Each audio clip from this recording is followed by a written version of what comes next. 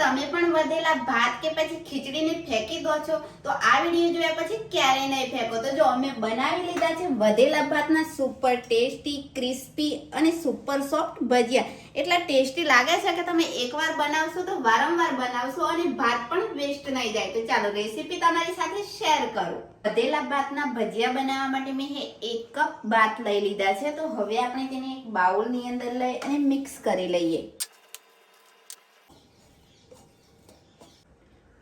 આ રીતે મેં હાથ વડે થોડા મેશ કરી લીધા છે. તો હવે આપણે બાકીની સામગ્રીમાં 1 ઝીણી સમારેલી ડુંગળી, 2 ઝીણા સમારેલા લીલા મરચાં, થોડા સમારેલા લીલા ધાણા,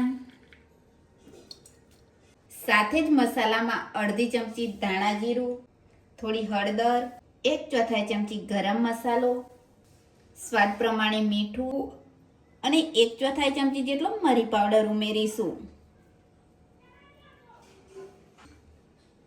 જો લીલા મરચાં ઓછા લીધા હોય તો લાલ મરચું તમે એડ કરી શકો છો. તો હવે જરૂરિયાત મુજબનું બેસન ઉમેરી બેટર બનાવી તૈયાર કરી લઈએ.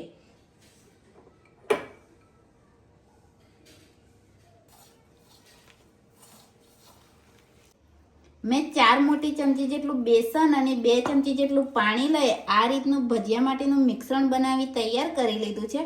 તો હવે 5 મિનિટ જેટલો રેસ્ટ આપીએ. એટલામાં આપણે તેલ પણ ગરમ કરીશું.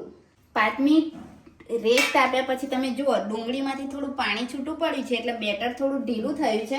જો તમને એકદમ પતલું બેટર ફાવતું હોય તો તે રીતે પણ બનાવી શકો છો, પણ અત્યારે મેં થોડું થીક બનાવ્યું છે. હવે આપણે તેની અંદર ભજીયાને ક્રિસ્પી બનાવવા માટે ચપટી જેટલા ખાવાના સોડા અને સાથે જ 1 નાની ચમચી જેટલું ગરમ કરેલું તેલ ઉમેરી અને મિક્સ કરી લઈએ.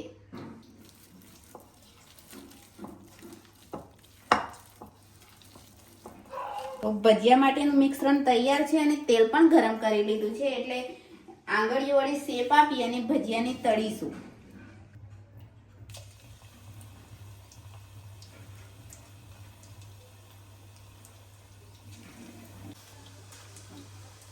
થોડી વાર થવા દીધા પછી પલટાવી લેવાના છે. તો આ રીતે આપણે મીડિયમ ટુ સ્લો ફ્લેમ પર ગોલ્ડન બ્રાઉન થાય ત્યાં સુધી તળી લઈએ.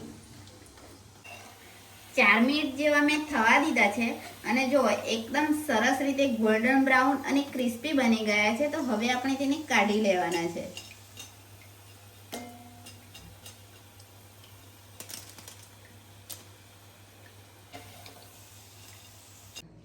આ ભજીયા જુઓ ઉપરથી એકદમ ક્રિસ્પી બન્યા છે, અંદરથી સુપર સોફ્ટ છે અને ખાવામાં તો સુપર ટેસ્ટી લાગે છે અને તેલ તો બિલકુલ નથી રહેતું. તો આ ભજીયાને તમે તળેલા મરચાં, ડુંગળી, ટામેટો કેચઅપ કે પછી કોઈ પણ ચટણી સાથે એન્જોય કરી શકો છો. જો તમારા ઘરે પણ ખીચડી કે પછી ભાત વધી જાય તો આ રીતે ભજીયા બનાવીને જરૂર ટ્રાય કરજો. બધાને ખૂબ જ પસંદ આવશે અને ભાત પણ વેસ્ટ નહીં જાય. તો રેસીપી કેવી લાગી કમેન્ટ કરજો. પસંદ આવી હોય તો લાઈક શેર કરવાનું બિલકુલ ના ભૂલતા.